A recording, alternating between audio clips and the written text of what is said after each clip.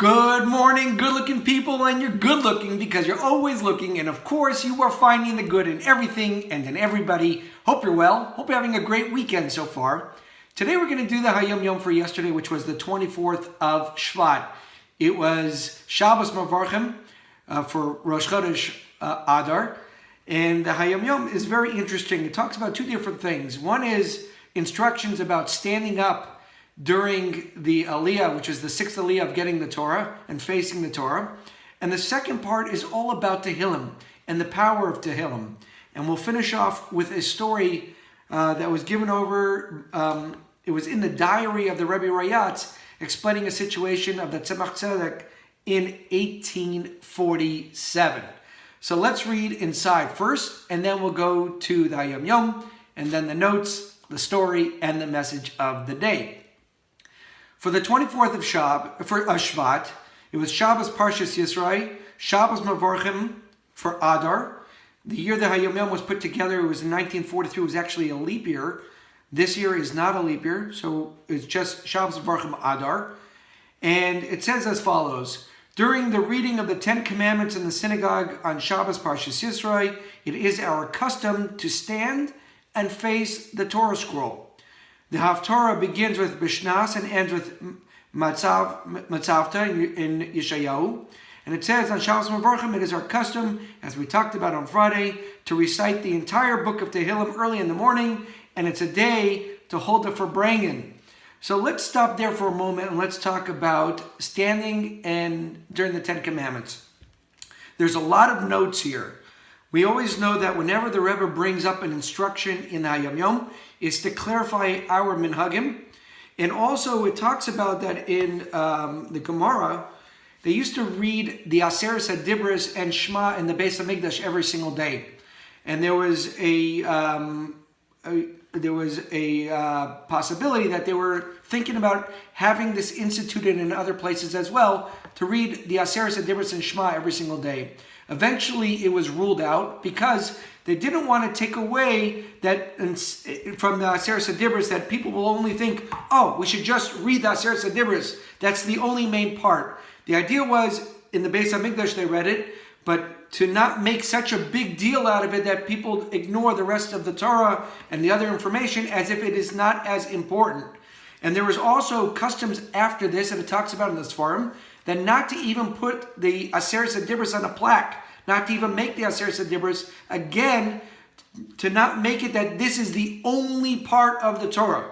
However, what it does come around and explain, and I'm keeping it simple to the notes, is that the Aseres HaDibros is the foundation of the Torah, and therefore, when we read the Aseres HaDibros, we stand up for the Aseres HaDibros, and we face the Torah. And this is the same source both for today, when we're talking about reading the Aseres HaDibros on Parshas Yisrael, and also on Shavuos. When we read the Aseres HaDibros, the same thing.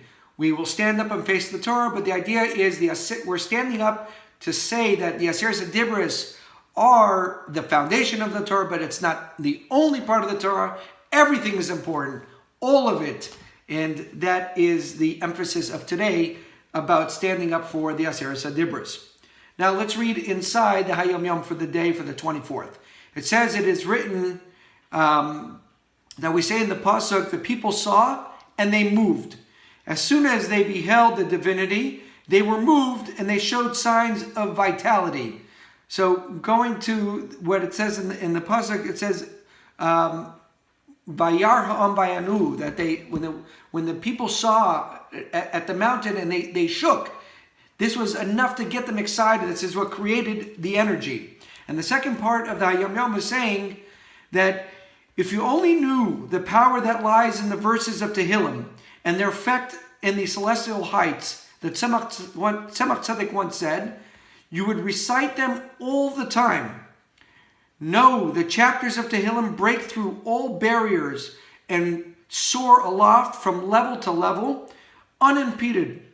They intercede before the Master of the universe, and they secure their effect with kindness and mercy. It's a very powerful statement, and what's being said today about Tehillim. Tehillim breaks all boundaries. It goes direct to God.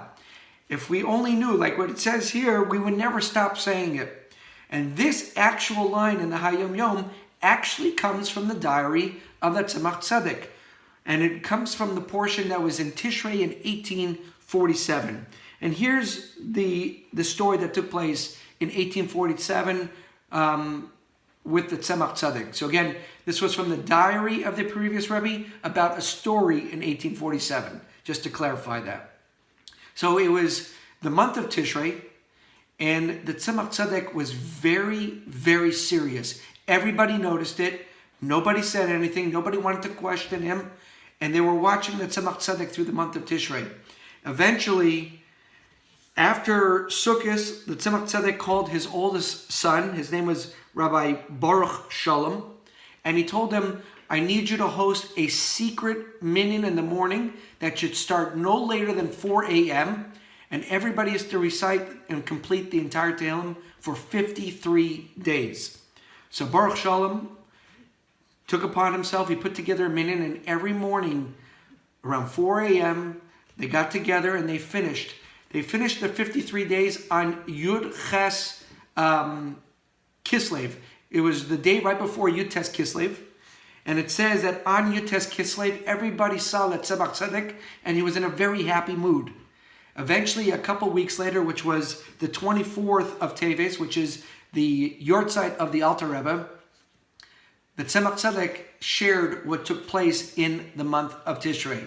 He said it was Rosh Hashanah morning, and he was davening and was having a meditation, and he realized, he saw in Shemayim that there was a kitrug, there was something very negative that was to happen to the Jewish people, and specifically it says the Torah community. And what he was trying to do was summons a vision with the Alter Rebbe to figure out what to do, but he couldn't connect to the Alter Rebbe. No matter what he did, he couldn't connect. And he was very serious for Tishrei. And it says that it was Simchas Torah. It was in the Farbrengen, the meal, the Simchas Torah meal. And they were singing the niggin, the melody of the Daled Babas, of the four themes. And as he's singing this song, the Alter Rebbe came to him on Simchas Torah at the meal. And the Alter Rebbe told him that in order to nullify this kitrug, this negativity, that you should have a secret minyan and say the Tehillim for 53 days. And it says, after the 53 days were over, the Tzemach Tzedek called his son and said, I am no longer ordering that this Tehillim be completed. However, those who want to continue to do it shall do it. And it says that after this, after they've completed the Tehillim, it had the effect and it completely nullified this kitrug that was in Shemayim. And it says in his diary, and the Tzemach Tzedek concludes, it says, if everybody only knew the power of Tehillim, that's what it says, and that's where it ends off. So the message of the day is awesome. I mean, there's a couple things. There's a lot today. First of all, we're talking about Aseret Dibros, how important it is to stand up, to face the Torah, but to know that the entire Torah is important. So as we learn, everything is important. All the mitzvahs are important. And the second part is all about Tehillim. That the next time you get a WhatsApp or you get an opportunity that somebody says, hey, I need a Tehillim to be said, think about that. It's awesome that Tehillim breaks through to the top. We should say Tehillim for only good things, for happy times. We should say Tehillim every single day. And that's the message that we're seeing in today's Hayom Yom. Have a wonderful day, and we'll talk more later.